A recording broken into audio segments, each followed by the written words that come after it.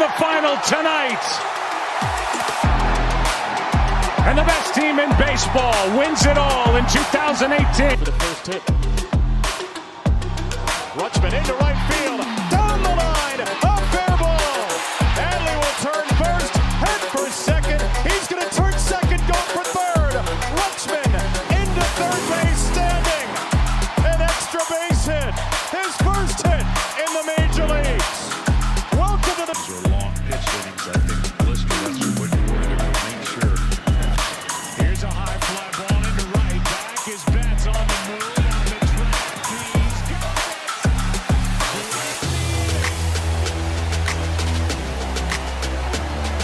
He's got catch by Mookie Betts.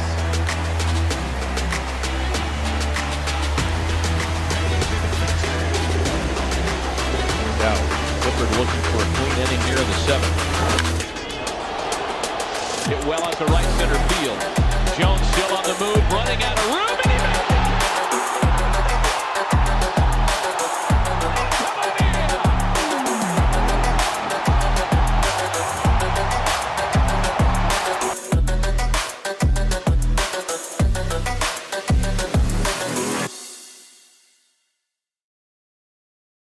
Hello, everyone, and welcome back to Beyond the Ballpark. As always, I'm your host, Patrick Moran, and my normal co-host, Brendan. He is on vacation this week, so we got some special guests lined up. We got our first one, Noah Hamilton. Noah, thank you for taking the time to come on Beyond the Ballpark. Yep, thank you for inviting me on, Pat. Yeah, of course. So we're going to be talking some Orioles today. Obviously, that is our favorite team. We're trying to start up beyond Baltimore sports, which was something that we were going to be grinding on, but, we've kind of been in a little bit of a limbo with that.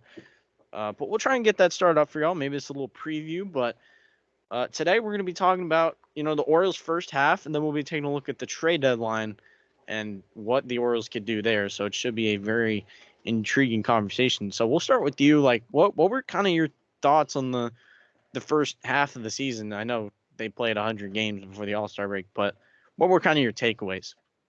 Yeah, I mean, we've had a really good first half here. We're one of the few teams in the AL with 60 wins, only 39 losses, coming into our 100th game against the Marlins, who are 35-64.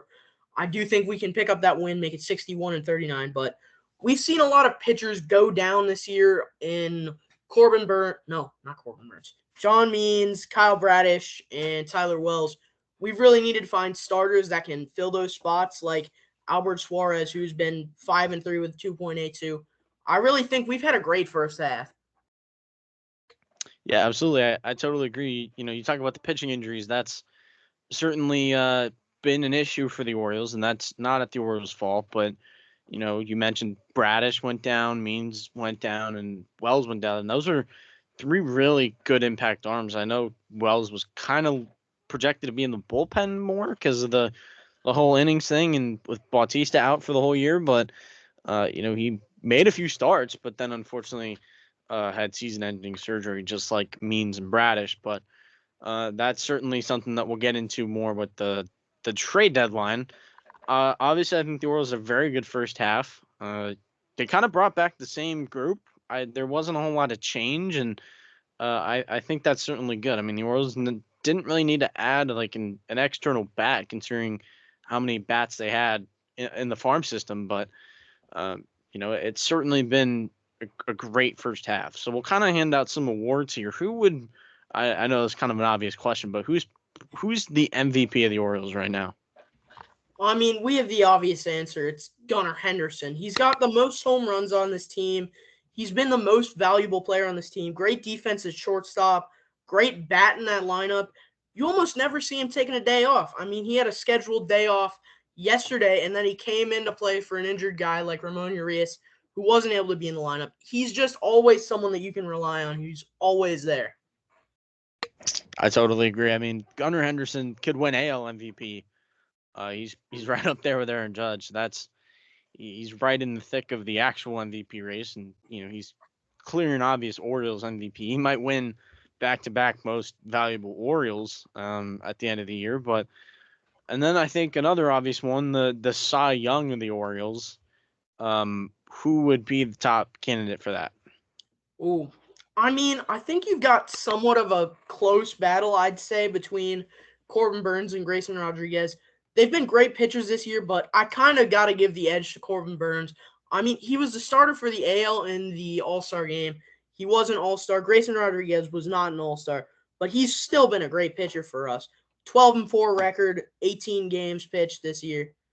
I think Grayson Rodriguez has been great for us. Yeah, totally. I mean, that trade is looking great right now. Corbin Burnes, just like Hunter Henderson, he could be on his way to winning the actual Cy Young when it's all said and done.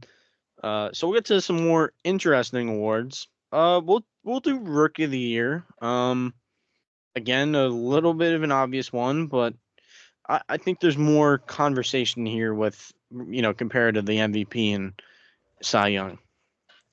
Yeah, I mean, the Orioles don't have a ton of rookies on their team, I don't think. Really, the only guy that sticks out to me is our obvious Rookie of the Year here, Colton Cowser, left fielder who has been able to be a really good bat in this year. He was really hot to start the year, has cooled off a bit, but he's still batting .225, 13 home runs, 7 stolen bases this year, 744 OPS. He's been a really good bat. He's had some pretty good defensive plays out and left and been able to be kind of versatile, playing almost all the positions in the outfield, left, center, right. So, yeah, I'm going to go with Colton Cowser here.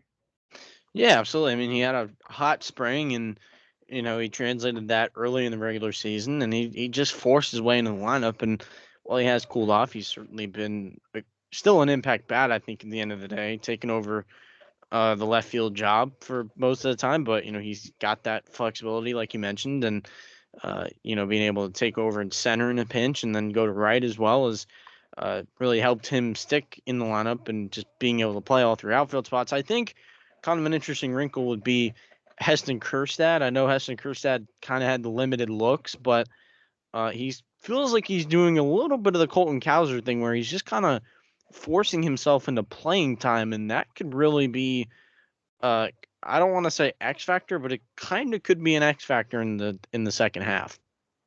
Yeah, I'd say Kjerstad hasn't been able to get a ton of playing time, really. He's been able to force his spot in the lineup a couple times, but we saw he got injured after he got hit in the head. We had the whole Yankees brawl thing.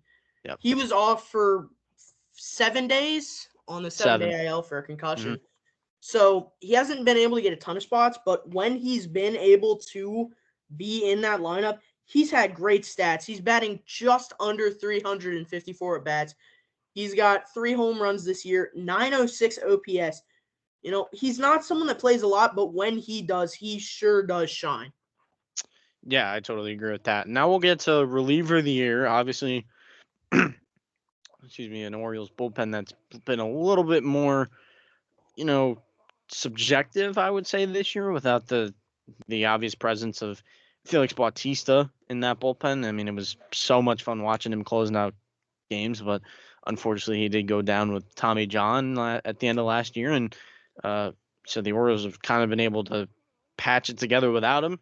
There have been a lot of interesting relievers, and there could be also some relievers up and coming that the Orioles have been kind of finding on the margins of, whether it's the waiver wire or minor league deal wire, something like that. Who would you say has kind of been the most standout reliever of the season?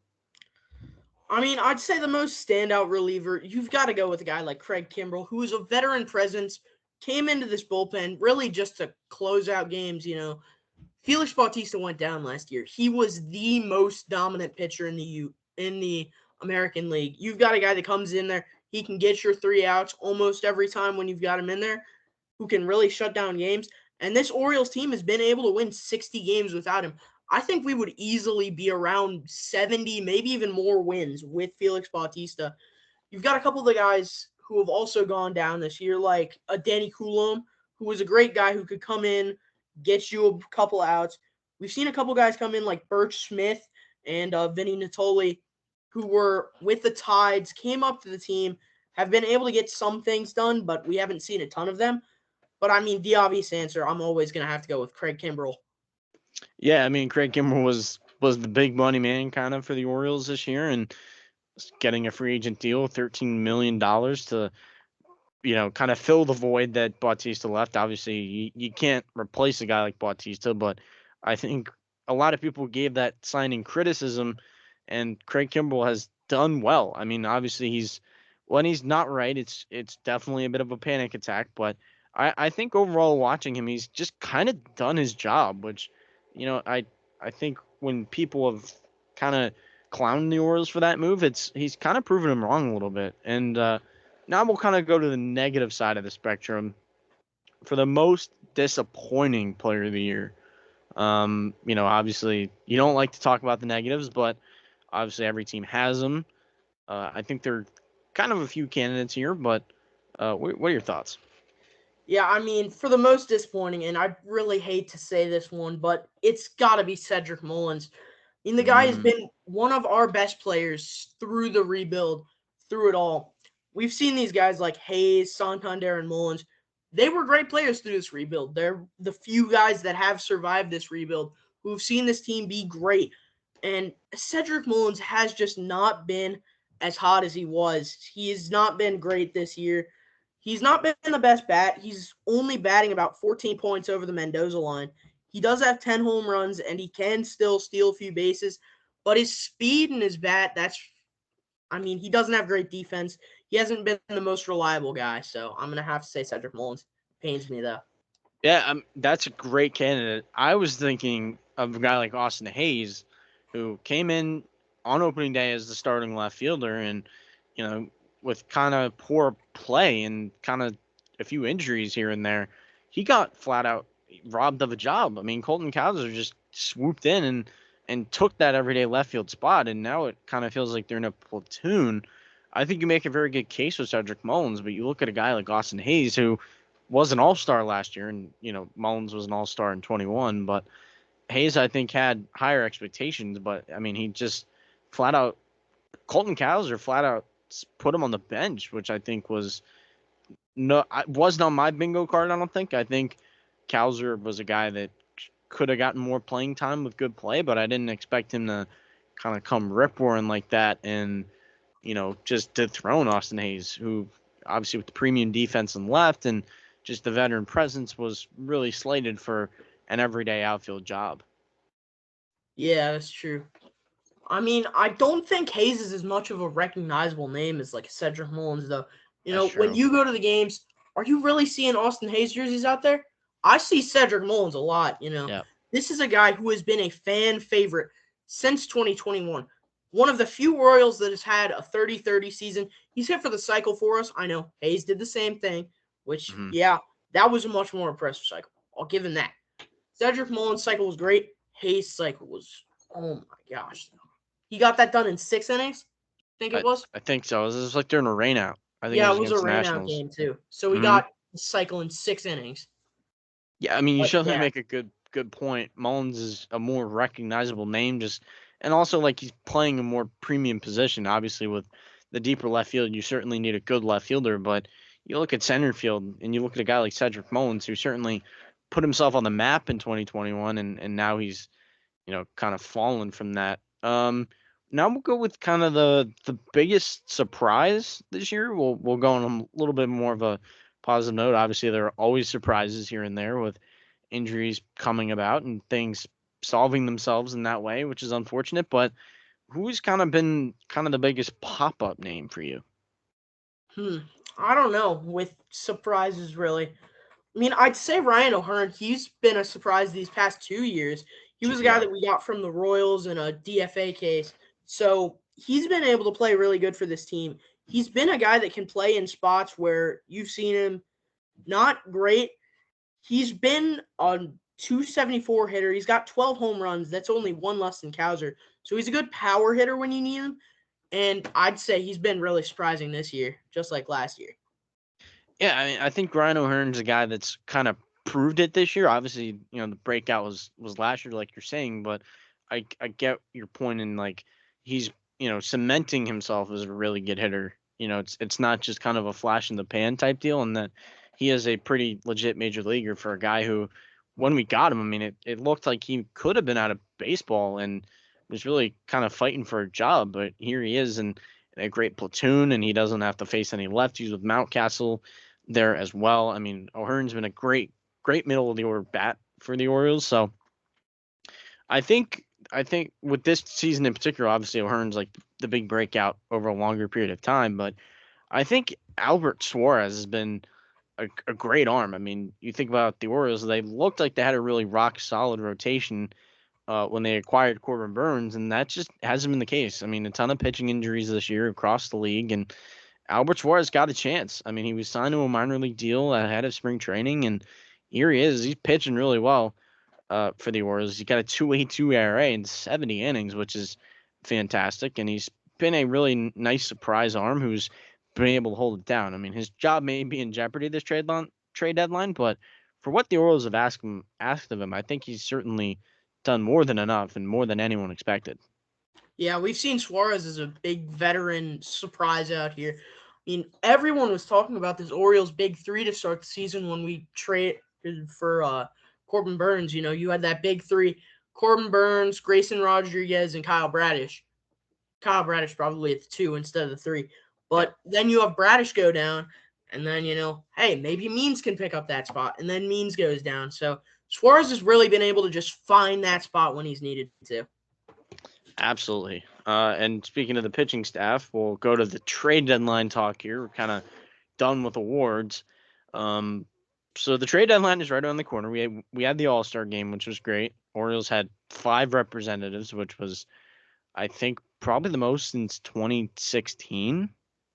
Yeah, maybe 2017. I think there was a time where we had Broad Brock was in there. There was Broad Brock.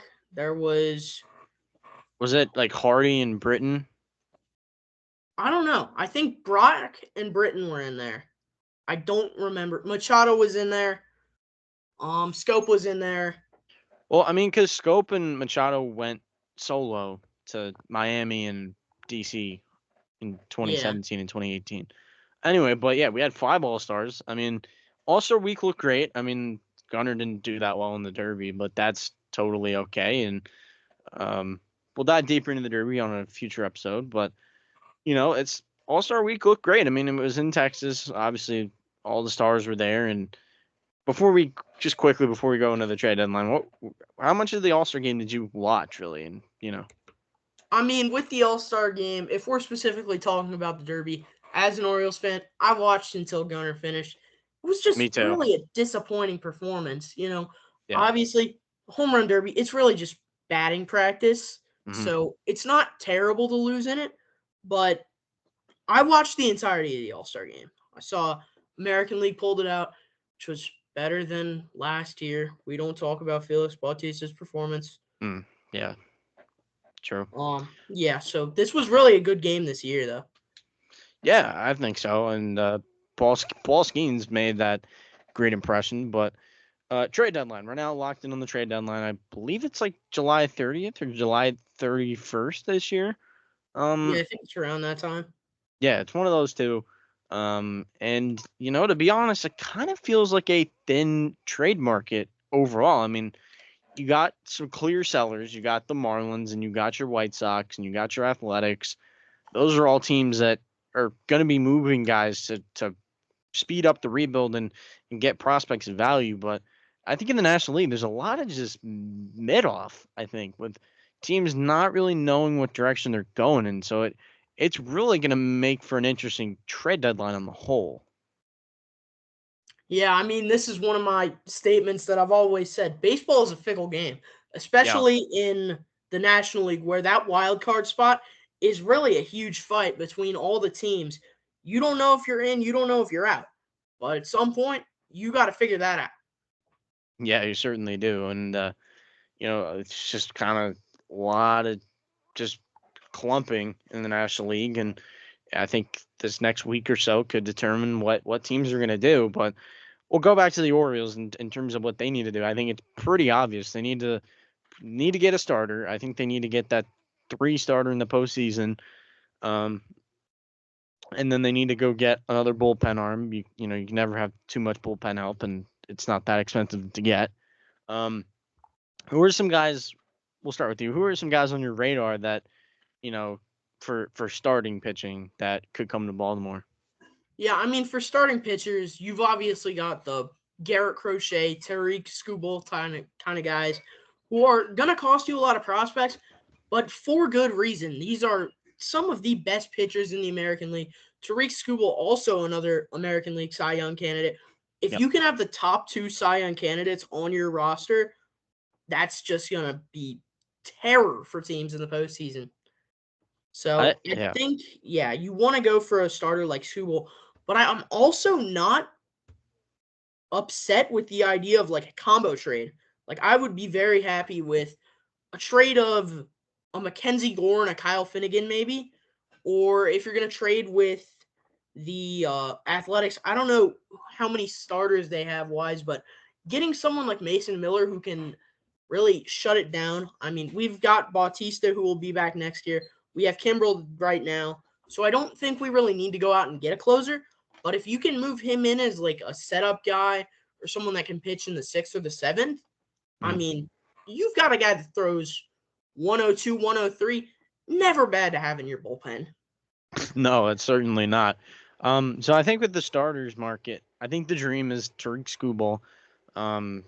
If he were to get moved and if he's available, that's the clear cut. I mean, best player dealt at the trade deadline or best player available when it comes to that time.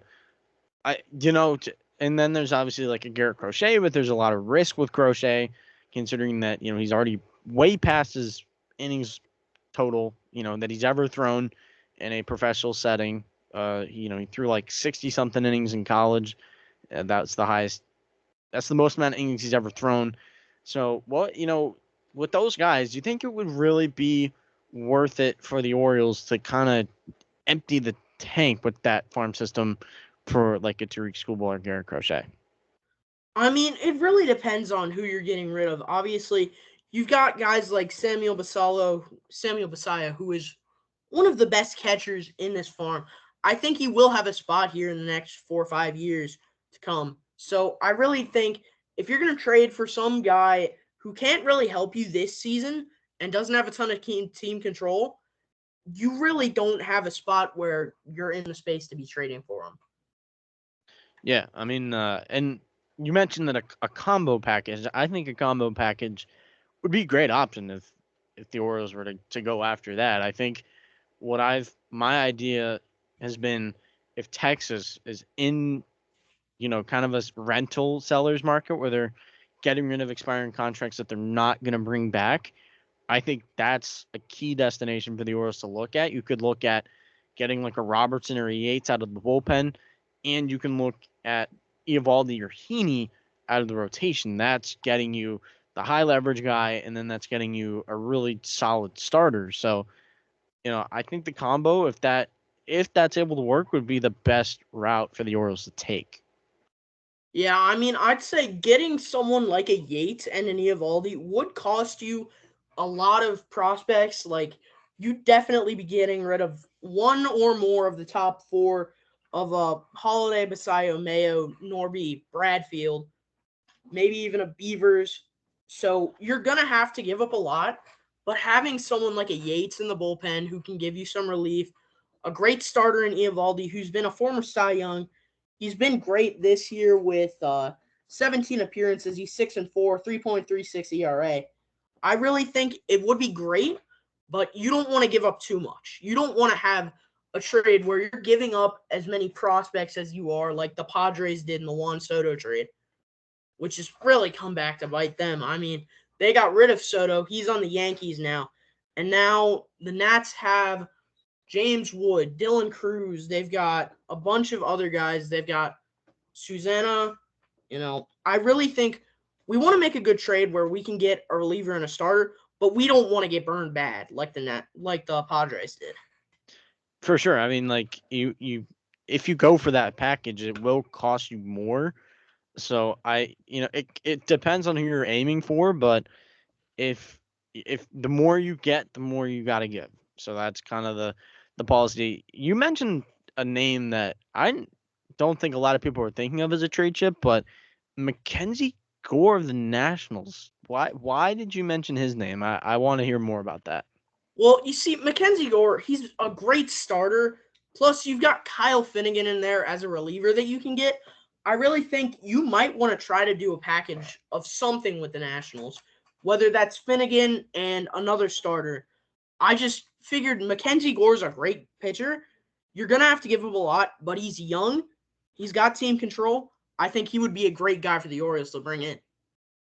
So you're thinking that the Orioles could come to DC and they could kind of just because I think Gore's a guy that they're looking at, as part of kind of the future plans to be in that rotation because, he's kind of reached that the big league starter threshold and, he's not a prospect anymore and, he's kind of established. So you think if the Orioles go to the Nationals with a good enough package, they can't really say no.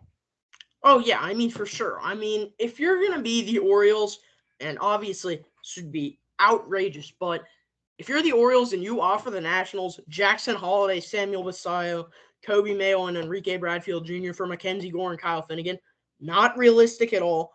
No. They're going to take that trade. This is a pitcher who's great. He's a great starter. He's a young starter.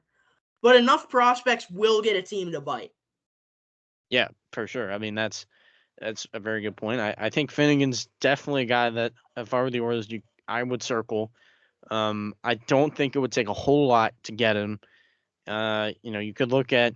I know he's not a prospect, but I think these two guys, one of them still ranked, one of them not ranked, but he's still a rookie. I think Connor Norby and Kyle Stowers are really the two odd men out here that are, blocked by, current major league guys or maybe even guys in the minors because that's just how good the system is. But, those are certainly two guys that could very well be on the move for the Orioles and in the coming days. Yeah, Stowers and Norby are both back right now. Stowers did come out, was injured. I don't remember much of what he did. I don't think he did a ton of notable things while he was up here for that week. But as a team, you're looking for a guy that you can trade away. Stowers is one of those guys. If you're going to trade away a big league piece, if you're able to get rid of Urias or Mateo, I'd say do it. They're great guys, but they're blocking guys in your system that you have as prospects. And if you're not going to use them, trade them. Yeah, that's in my opinion what I'd say. I totally agree with that. That's a very good point. So, who would kind of be the number one name for you for the Orioles to potentially acquire, kind of both in the bullpen and rotation? Number one name, it's obviously going to be Tariq Skubal here. He's a great pitcher. He's one of the top contenders for the AL Cy Young. Obviously, I'd say one of the top. Him and Burns are the top two contenders, and having both of those guys as kind of a 1-2 punch, and then you can bring in Rodriguez with that would just be perfect for the rotation. I think so. Here's kind of an interesting name. We know this name pretty well. Back when we were in the rebuild, Tanner Scott of the Marlins. We haven't really talked about the Marlins a whole lot, but they're definitely in the position to move guys. I think Tanner Scott's is as good as gone. I think he's got to be on the move. And, maybe you look at a Trevor Rogers. Obviously, that's not really a sexy and appealing name by any means. But you got to remember that this guy only a few years ago was at the top of the Rookie of the Year consideration for the Marlins. Obviously, he got beat out by Jonathan India in 21, but he was still fantastic that year. And, he's a guy that you can look at. He's got some control. There were better arms in the Marlins, like Luzardo and a Braxton Garrett, who, if they were healthy, those guys are by far and away the top two guys that I want to go after, possibly in the whole trade market. But what could kind of a Trevor Rogers and Tanner Scott deal look like, and what kind of impact do you think that would have in the Orioles? Well, yeah, Tanner Scott has been a great pitcher for us in that rebuild. I remember when I was younger, I was always told by my dad, at least, that he was the new Aroldis Chapman, except the issue was he had great speed. He had no control on where he was throwing. He was kind of able to get some control, but obviously speed did go down a bit with that control. So, he's great, but he is also getting older. We remember he was with us in the 2019 kind of times. Yeah. So I do think if you're going to get him, you're not going to have to give up a huge deal of prospects. I think someone like a Mac Horvath or a Max Wagner would be in Yeah. that trade, possibly with maybe you would have to do one of those top 4 guys, but I think a Norby, Horvath, and like a Fabian or Beavers, that could work as a trade for those guys. I think so. I mean, like you said, Tanner Scott, not going to cost a whole lot. You're still going to have to give up a decent chunk, but it's, not crazy expensive. Kind of to wrap it up, we'll kind of do one mock trade package. I'll try and make a graphic of it and put it on our social media once this episode's out. But who would be kind of the package that we should mock trade right now? Ooh. I mean, I've seen a couple guys on social media like Orioles Talk. I'm looking at one of his trade packages right now. He had a package of just us getting Nathan Eovaldi, so not a combo trade, but he would have us giving up Connor Norby, Cole Irvin, and Trace Bright for Nathan Eovaldi, who is an aging guy, so 34 years old. I do think that would be a good trade to get him for. I mean, not a ton of guys that you're giving up there, so I really like that trade. I do too. I mean, Eovaldi, and you got to remember, Eovaldi's a postseason performer. I mean, that guy can turn it on when it matters, and we really saw that. We saw that in 2018 when he was on a World Series winning Boston Red Sox team. He did that last year with the Rangers, who won the World Series. I think that trade's totally feasible. I mean, Norby's blocked. I mean, he's a great player, but he's kind of gone stale in AAA, unfortunately. And Cole Irvin's a guy who can certainly move, and then a Trace Bright. Well, I think Trace Bright's a good arm. You kind of have to do what you got to do. I think let's try and do like a Eovaldi or Heaney or Robertson, because I mean, unless you want to try and get Yates in there. I'd say we could try to do an Eovaldi and a Yates package, which would be, obviously you're giving up a little bit more than that package from Orioles Talk. So I'd say if you're going to do that package similarly, say maybe you give up Norby and you'd probably give up someone like a Mayo or a Basayo. Say if you're going to give up Norby, Mayo, and then maybe someone that is a pitcher that's kind of lower in the organization, like Trace Bright or a Luis De Leon. There. I mean, I think the Orioles have enough prospects to get a deal done where they don't have to give up one of the big three of Holiday, Basayo, and Mayo. I think you can get. I think Norby, while he has been in the minors kind of a little bit too long, I think he can still get a deal done. I think Stowers could certainly be in there. And then, I don't know who else you could throw in, or you could put Beavers in there. I think those 3 guys and maybe another piece could probably get that done realistically. Yeah, I mean, maybe a Norby, Stowers, Horvath, and then a De Leon potentially could work. I think so. I mean, I don't know if the Orioles want to move off Horvath so fast, but I'm gonna say Norby, Stowers, and you're already giving up a left-handed hitting outfielder. So Norby, Stowers. Maybe instead of giving up Horvath, they could give up Max Wagner instead. He's a couple prospects lower, but he's similar positions. He's about a year earlier on the arrival expected than Horvath. Yeah, I mean, Wagner hasn't been great this year, but I think the power is still there for Wagner. I think, so Norby, Stowers, Wagner, and I think, Luis De Leon. That's probably gets it done. Yeah. Okay, so that's a good trade. So Nathan Eovaldi and Kirby Yates for Luis De Leon, Connor Norby, Kyle Stowers, and Max Wagner. I think that's a pretty good trade. I would do that. Yeah. But how about you? I think you would do that trade? Yeah, I mean, I'd do that trade. That's a great trade. You're not giving up anybody at the major league level. I mean, I'd say, honestly, if you could give up an Arias at the major league level instead of a Wagner, I'd still be okay with that trade. But not giving up anybody at the major league level is okay with me. Yeah, I mean, you could think about it, Arias.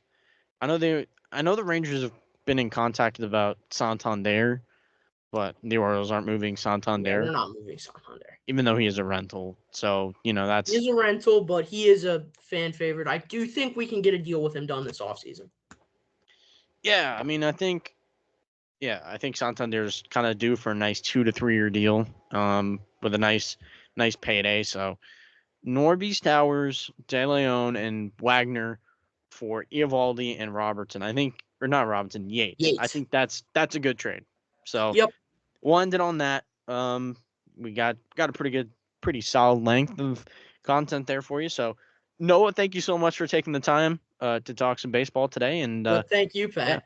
yeah, no problem. Well, you're welcome on anytime. So that's gonna do it for this episode. Shout out to Noah again. Everything you need is in the description, and we'll see you next time.